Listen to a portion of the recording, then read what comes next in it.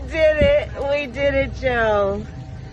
You're going to be the next president of the United States.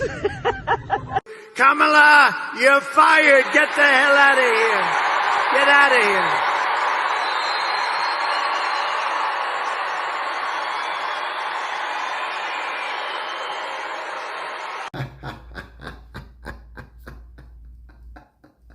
Woo!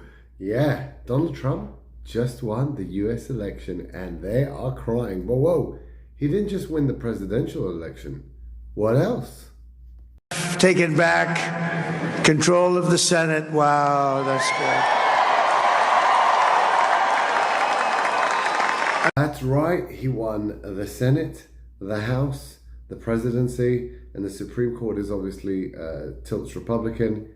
It's a clean sweep. He has 2 years and he can do whatever he wants. He could pass the death penalty and it would get through. He could pass the death penalty for being a leftist and it would get through. That is where we are. And where did this come from? And I'll give it to the great Dana White, the head of the UFC, to give it to us. Nobody deserves this more than him, and nobody deserves this more than his family does.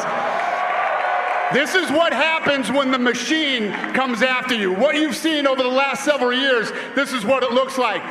Couldn't stop him. He keeps going forward. He doesn't quit. He's the most resilient, hard-working man I've ever met in my life. His family are incredible people. This is karma, ladies and gentlemen. He deserves this. They deserve it as a family. I want to thank some people real quick. I want to thank the Nelt Boys, Aiden Ross, Theo Vaughn, Bustin' with the Boys, and last but not least, the mighty and powerful Joe Rogan. And thank you, America. Thank you. Have a good night. As he said there, and quite emotionally, it's 4 years of pain that everyone has suffered.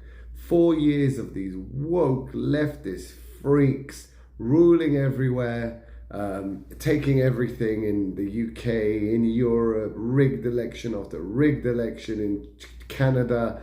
That wasn't rigged, but all of them just total sweep these leftist fruitcakes with their net zero crazy nutcases, with their unlimited immigration. Biden took in 10 million immigrants.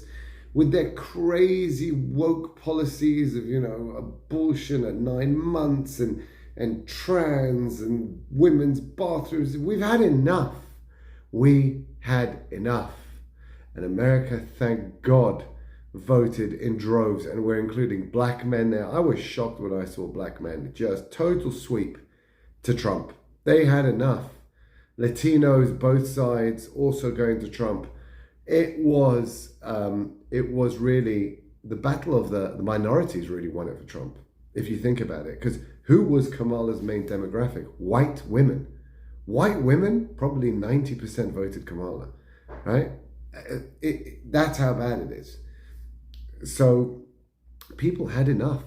And now we can get back to normality. We can cancel these 2 crazy wars against just stupidity, and cancel, the net zero garbage as well. Put that, leave the Paris climate change garbage. The WEF, Klaus Schwab must be fuming. I mean, for me, the issue is I was expecting them to rig it. I'll be honest with you. I expected them to rig it. And it's only on 52%. But I don't know what happened. What I do see, and I'll be honest with you, the big difference now is Elon Musk, obviously the richest man in the world, and he owns Twitter. So before in 2020, Twitter was some left-wing, far left, cancel any other thing, with the whole Hunter laptop completely buried, disinformation, misinformation, and now it's free, right? You got racists on there. I don't mind. You got far-right nutcases on there. I don't care. That is free speech. It doesn't bother me, right? What bothers the left, because there is so much, the silent majority is so much greater than they are. And so they need to silence and censorship. But Twitter released none of all the great stories coming out lately would have been possible without Twitter. So we got Elon Musk also sponsoring, that was a big thing. And we also saw Zuckerberg a few months ago basically refusing to to make Facebook the censorship haven it was in 2020. And finally, you had Bezos, Jeff Bezos, who forbade the Washington Post to endorse Kamala. All of them knew. All of them knew. They had the real data, not the fake junk stats that they were giving everyone. They had the real data, and it was clear to them, to Zuckerberg, who sees it clearly, sees the real stats, clearly through it. And he obviously told all his mates, he told Bezos, and they basically concluded, yeah, Trump's basically going to win it. And so if we take a side, we're in trouble. And that's why this time they did not take sides. They did not bury, they did not censor. And as we see, 2020 was just, it was mental. It was mental. It was just, it was rigged, but it was just the amount of censorship and lies and the way they went against him. And it was a whole media complex against him.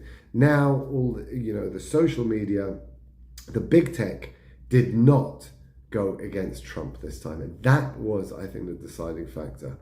And so now we have 2 years at least of the Republicans can do whatever they want, and I hope they do whatever they want. I hope they go after their enemies. I hope they go after the judiciary, which is completely biased. I hope they go after the FBI. I hope they go after the CIA. I hope they go after everyone. They won't. I know Trump won't. But I hope they do. And it would be just great. Have a great day.